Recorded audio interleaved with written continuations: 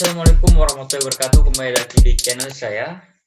Pada kesempatan kali ini, di channel kali ini akan mereview buku. Yang saya review itu bukunya Ari Wahyudi Hartanto yang berjudul Kantor Hukum, Pendirian dan Manajemennya, Teori dan Praktik.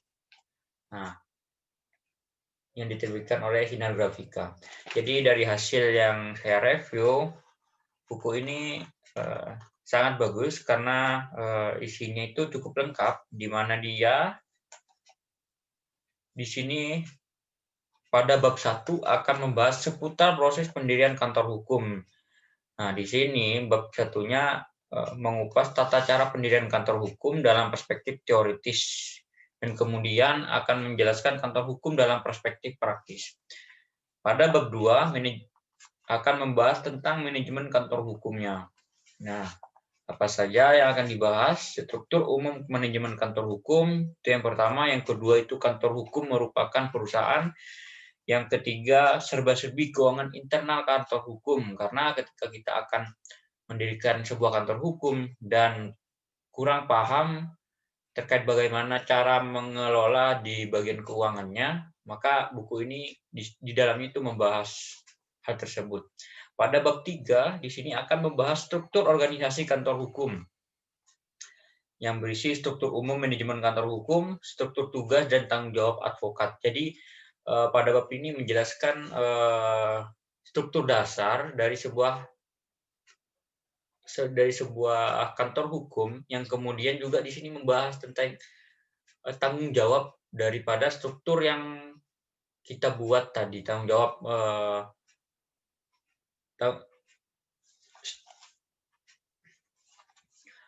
bertanggung jawab dalam struktur pembuatan di kantor hukum itu sendiri. Jadi semisal sebagai pimpinan sebuah law firm, tugasnya apa, bendahara apa, sekretaris apa, paralegal apa, kemudian advokat di situ bertindak sebagai apa, kemudian hal-hal apa saja yang penting untuk diperlukan di sebuah struktur kantor hukum atau law firm.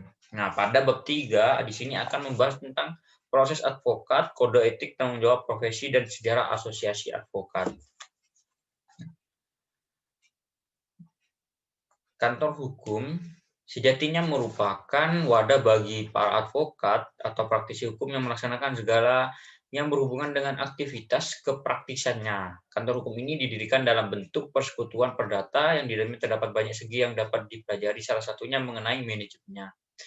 Nah, di dalam buku ini juga membahas tinjauan mengenai pendirian dan manajemen kantor hukum baik dari segi teori maupun praktiknya. Buku ini memberikan penjabaran komprehensif mengenai perihal law firm, mulai dari bentuk kantor hukum, tata cara pendirian kantor hukum, keanggotaan kantor hukum, manajemen, hingga struktur organisasi yang ada dalam sebuah kantor hukum.